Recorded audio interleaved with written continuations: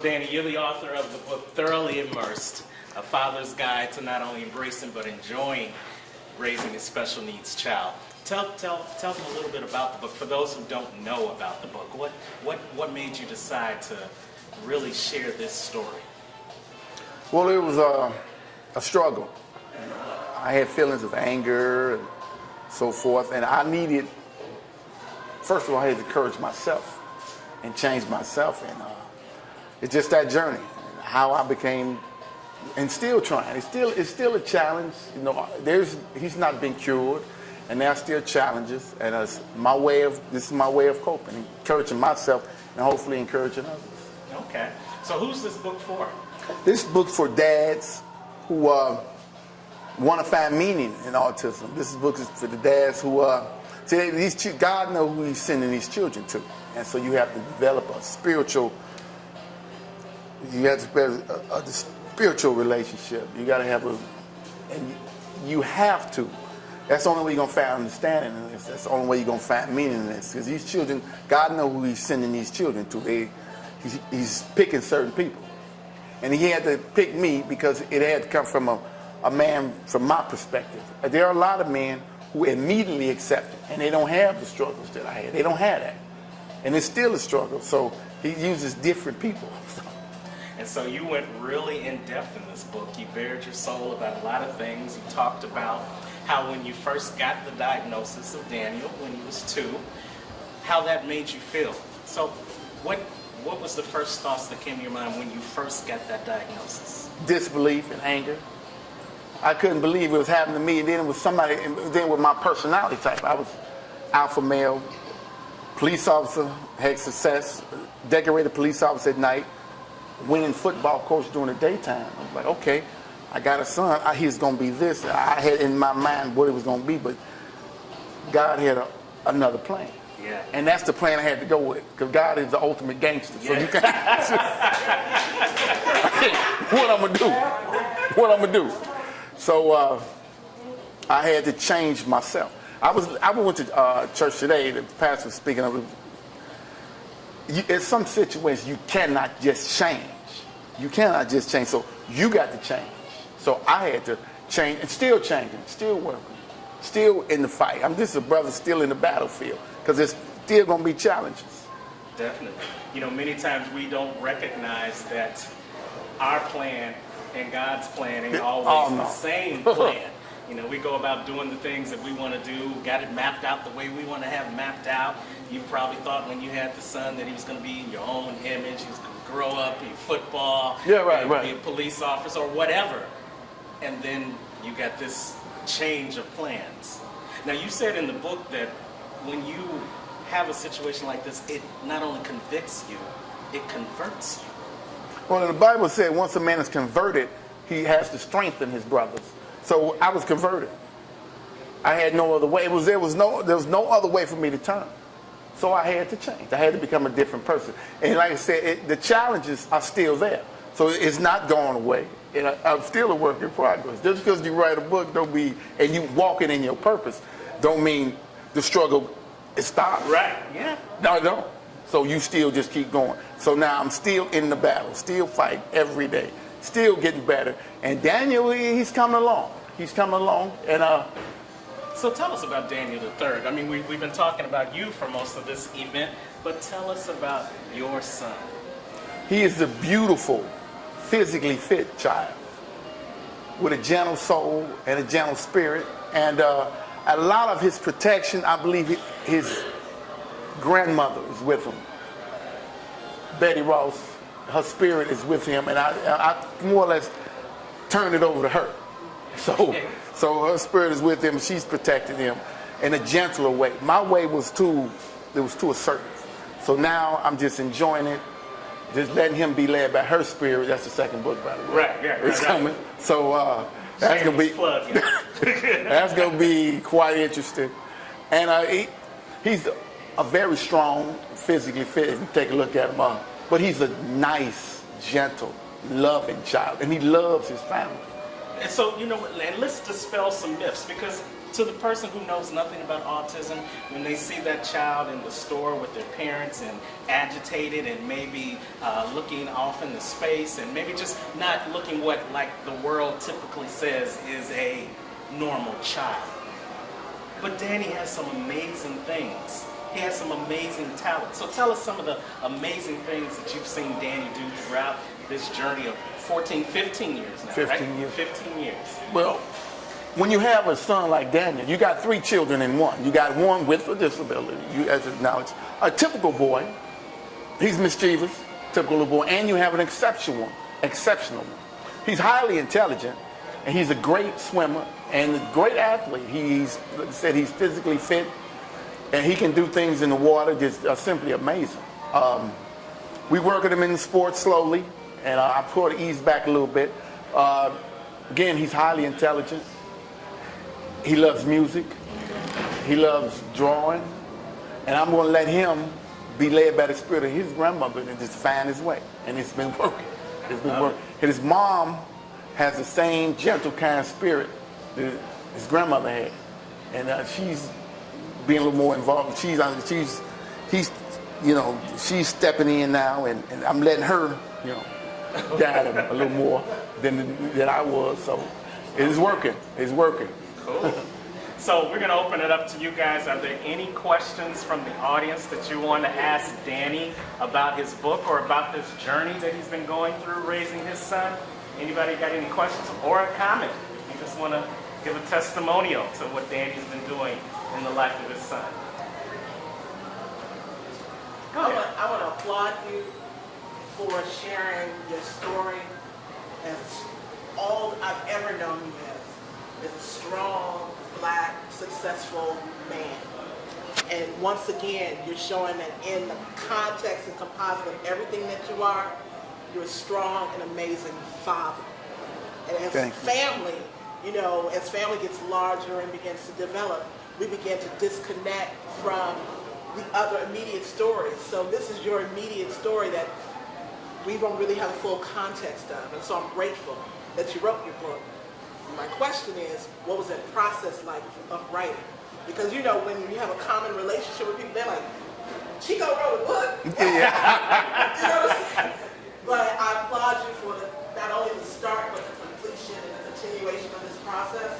Well, can you tell us a little bit about what the process was like for you? Well, first of all, this process would not happen if it wasn't for this man right here. If you're going, everybody has a story to tell. But after that, realize you have a story to tell, you should put it out there because you don't know who you can affect, who you can encourage. But after that, you need to contact somebody like this man, Terrance Leftridge. He was a mentor, a friend, a therapist. He listened. And there were times, this man, listening, they told us in the police academy, it's a skill. This man has mastered that skill. He listens. So is anybody thinking about writing a book, you need to contact this man right here. Because it takes a special, and I've known him since high school. And then we had that familiar bond of going to Mendel, but you have to have somebody that's going to help you. He had to pull the story out calmly and patiently. He pulled the story out.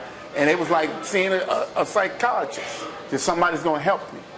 But so how long was the process? Because before we met, you had already started. I was jotting down notes. It was 2 years, a year and a half.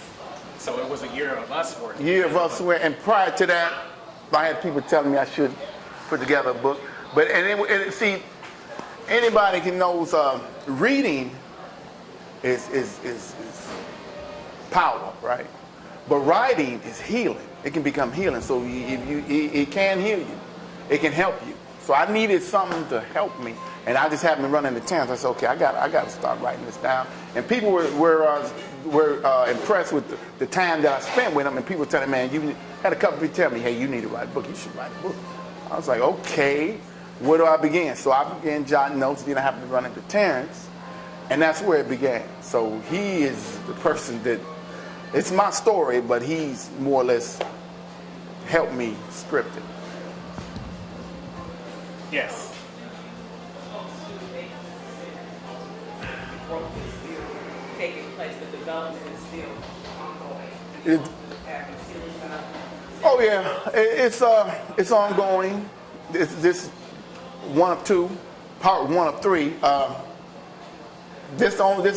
do I keep encouragement? This is it, right? Constantly watching his development, allowing him to develop at his own pace, and just being there for the joy, embracing it. So hopefully touching other people, because the best way to remain encouraged, you got to encourage other people the best way you can. Everybody comes from a different angle. Then my perspective is different from most men. It's coming from a different point of view. So that's where my story begins. Right here and then in the red. Right? Sure. What is your biggest challenge? What is and what was in the beginning your biggest challenge in raising Daddy? Accepting it. Trying to not be angry. Anger does nothing. You cannot do anything angry. You can't, nothing positive. You can do a lot, but not anything positive, and especially when it comes to a child. So the anger had to cease. I'm still having issues with it, but it had to end. So now you have to. It allowed me to become more gentle. Still working on it, more sensitive. This changed me. This whole process. It's still ongoing. Did I answer your question? My cousin should. And and then he mentioned to me in the book that when he first got the diagnosis, like any typical man, we want to solve the problem. So Danny told the doctor, fix it. and coming to the realization and the understanding and the acceptance that autism isn't something that is fixed. It's something that is lived through. Right. And I think that's where this journey that Danny and the family continues to go through is the journey. And one of the 8 tips that is in Danny's book, Thoroughly Immersed, talks about your child is a treasure chest. But in Danny's case, autism is the padlock. And each and every day, as Danny and his mom and the whole family continues to learn new things about Danny, they're unlocking that padlock a little bit more. And when you open up a treasure chest, it's full of good things. There's no telling what you're going to find. No telling what you're going to find. And so I'm enjoying seeing all the things that he sends me. Every week he sends me something new. Just yesterday he sent me a picture of him at the park at an autism event. And Danny was in his all his glory swimming. So it's a wonderful thing to see. And that's what this book is doing. I think for every father who's in the same situation, for every family who's challenged with the same type of thing, to know that there are things you can do to not fix it, but to embrace it while you're going through it, that's going to make the difference. So you had a question in the red? Yeah, I was just wondering if you had, do you see this as a ministry for you with regards to what you're doing with the book and being a man looking at it from this perspective? Because many times you hear women, like having talking about their children, but for a man to open up and, a real man and say, this is how we need to be fathers, because I've listened to, like on radio, I listened to Moody and Janet Marshall, I've heard her do, she has a daughter, he has an autistic son, and I've heard her on there, and she talked about the challenges that her family faces, and I've heard many women talk about it, but this is the first time, and maybe I missed something, but this is the first time that I've heard men talk about it. And a lot of times men will, sit in another room while the wife deal with the child. They're not as engaged and as involved. And I'm just looking at it from the outside. I don't know what goes on in your household, but you took the time to write a book, so that indicates the man who was involved in raising your son, and not sitting in another room. Right. And a lot of men need to hear that. Exactly. Men need to hear. You have to make this investment. This is, so saying all of that, do you see this as a ministry? Do you, like you said, God is the ultimate gangster? The ultimate, yeah. Yeah, so have you thought about that, or has that anything like that come to mind for you? Well, when you walk in your purpose, this is my purpose. So, no telling. I mean, I'm open to all opportunities that come my way. So far, it's been I've been encouraging other people. I've been told so. I've been, but I'm just going to walk with my purpose and see what happens. So it becomes a ministry, it becomes that. But I'm not limited in myself. So it's no telling. The sky's the limit for me and what I'm doing here. So I'm just going to keep on keeping on and see what happens. Any other questions from the audience? Okay. So Danny, there's 8 tips in this book, but there's one tip that you like above all the other ones. So why don't you share what's the tip that you'd like to talk about?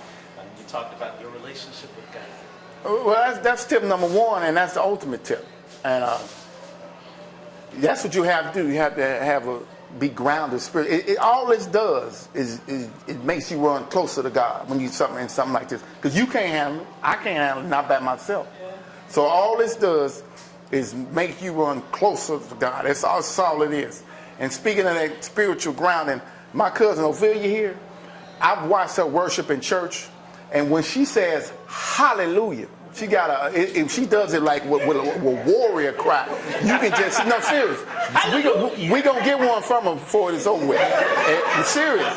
And if demons will run, you can take her to war. This woman right here, let her get a hallelujah. It's something just like almost like a battle cry. You can just, she can move things with it. I'm glad she's here, but she can. But that's what it takes. You have to. All this does is make you run closer to the Creator. That's it. Boom. Because you can't have it on your own. I can't. and fellowship. That's why us meeting is a blessing. Getting back together. You knew you in high school. You knew me in high school. You knew me from a different vein. Yeah. And hey, that's it. That's tip 1. And the one thing that you mentioned it earlier, that you knew him as Chico. I just knew him as Randall. I knew him on the football field. I knew him out there on that battlefield. But then life is like a circle. And when you come back together and we know each other from a different battlefield, from a more humbling battlefield, from a battlefield that, you can't fight this fight with brains, with brawn. You've got to use your brain, you got to use your compassion, you've got to use all those other skills that I didn't know him for. And I didn't know him for me. I didn't have him. A lot of people didn't know him for, but now they get to see the different side. And as a result of seeing the different side of the Father, we get to see the different side of the Son. So, Danny, any parting words you want to share with the audience before we go back to networking? Thank you all. I'm grateful for you all, and I hope I can present a positive image to everything that's going on. And then so far as the situation, the crisis within the police department, there's an old African proverb that I patterned my style of policing after. That's why I don't have a problem. People show me love. The African proverb is all authority is borrowed from God. When you're a police officer, you're not the law. You represent the law. You borrowed it from God. And you borrow something from a neighbor, you don't send it back torn up or you take good care of it. I'm not going to be a policeman forever. And you have to treat people like, and people can pick up on our vibes. They can pick up. They know if you're an angry guy. They know that. And last night, I was have people showing me and my partner Tommy Harrison love. They were showing it because they can sense that spirit. They can sense it. But that's what it's all about, peace and love. Can I ask you one more question? Yes, sir. What have you learned from your wife, watching your wife deal with Danny? I'm still learning. I'm learning something yesterday. I learned something this morning. It takes a gentle, calm. See, she has the spirit of her mother. This forces you to become more gentle. Okay, not less assertive, more faithful, more gentle, more patient. And that's what she is. She's a statue of the symbol of patience, gentle, as you can see.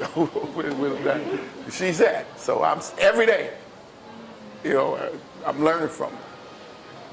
It's a wonderful thing. And it just goes to show you that this is a collaborative effort. This it's Danny telling the story right now, but behind the scenes, it's a true power of collaboration in the household each and every day. And Daniel the third is a result of the love, the collaborative love